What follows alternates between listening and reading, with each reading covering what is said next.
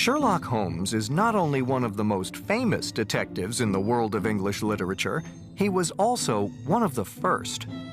Today, when detectives appear in so many books and television programs around the world, it's hard to imagine just how exciting the Sherlock Holmes stories must have been when they were first published in the late 19th century.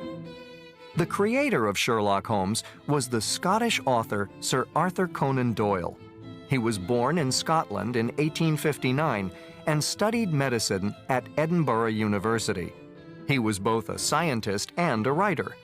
It was the combination of these two interests that shaped the character of his groundbreaking detective, Sherlock Holmes. While Sherlock Holmes was a fictional character, Conan Doyle was often inspired by real-life criminal cases. Conan Doyle's writing was also very influential in the development of what was at the time the new detective technique of forensic science. Dr. Carolyn Morton teaches forensic science at the University of the West of England in Bristol. Forensic science is using science to help investigate crimes and then bring evidence to court. There's a range of evidence that's very useful. The best would be something like DNA or fingerprint evidence, where we might be able to say with a fingerprint that one particular person must have left that fingerprint. DNA is extremely good. But all sorts of things like mud on someone's shoes, fibres from their clothing, a bit of broken glass, all sorts of things can be a link between a person and the scene of a crime. She explains more about Conan Doyle's impact on the science. There's not much recorded until really the end of the 19th century, beginning of the 20th century. And Sir Arthur Conan Doyle, who invented Sherlock Holmes, in many ways led the way. He was giving the police and the scientists ideas. He was trained as a doctor. He knew about investigating crime, looking at post-mortem injuries. And in his stories, Sherlock Holmes was investigating using some science. So he was coming up with ideas for linking people to places, following their footprints, mud on trousers, that people weren't doing. And he made people think how to use science to solve crime.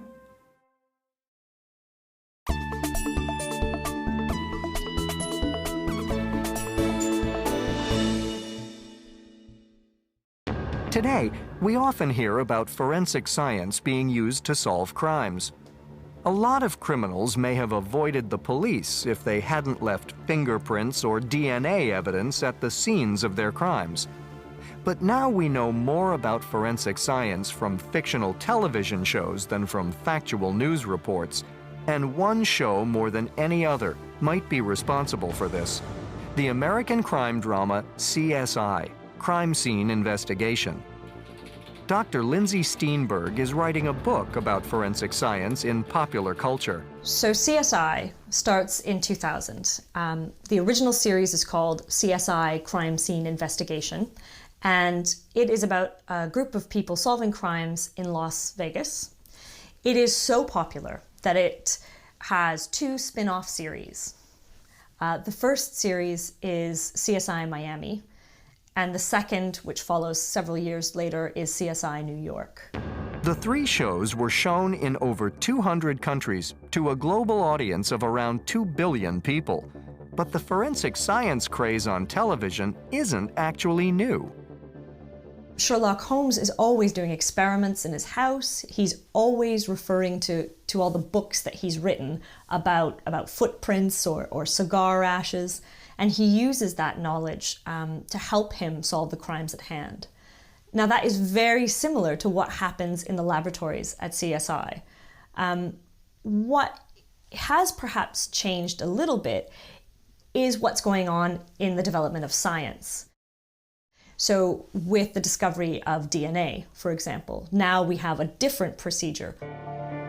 Generally, every CSI episode has the same structure. There's a crime. The crime scene investigators examine the scene, collect evidence, and take it back to their laboratory. They test the evidence, and it will show who committed the crime. This person will then be arrested, and they will confess. So why does Dr. Steenberg think these stories are so popular? I think CSI really convinced us that in a world that is increasingly frightening, where answers aren't clear, where we're not sure who to trust, we can always trust science. They really show science as being able to tell us the absolute truth. Now, science isn't really like it is on television, and I think everybody who watches TV knows that. But it would be really nice if it was. I think what we want is a system like the science on television that can tell us truth, that can tell us who's good, who's bad, and I think that's why it's so popular.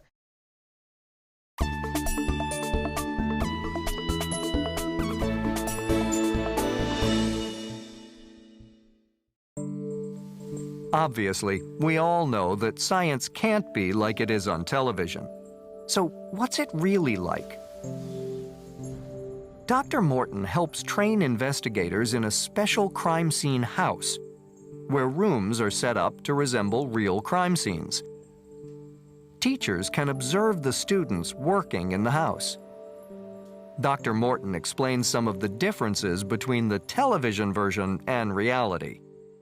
The first thing that happens is a crime scene is sealed off and nobody enters. You think about where you're going to find the evidence and how you're going to go about the search.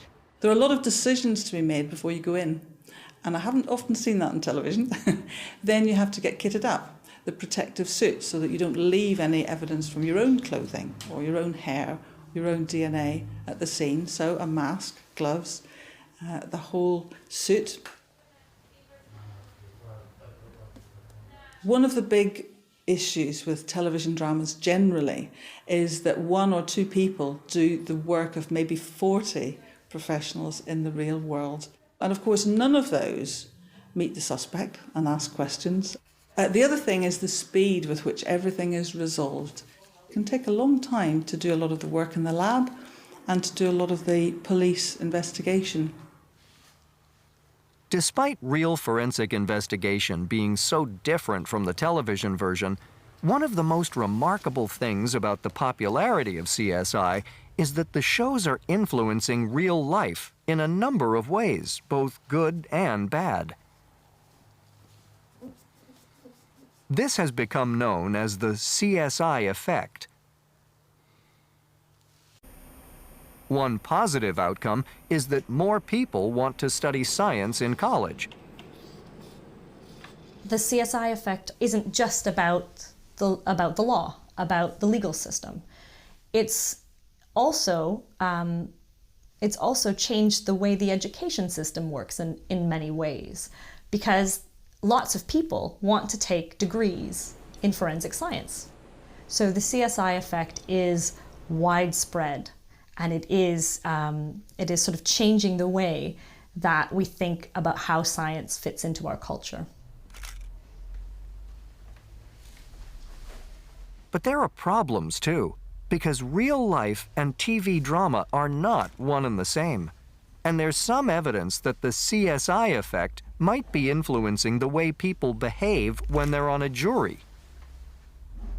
What they expect when they go serve on a jury is that criminal investigations will work the same in real life as they do on TV.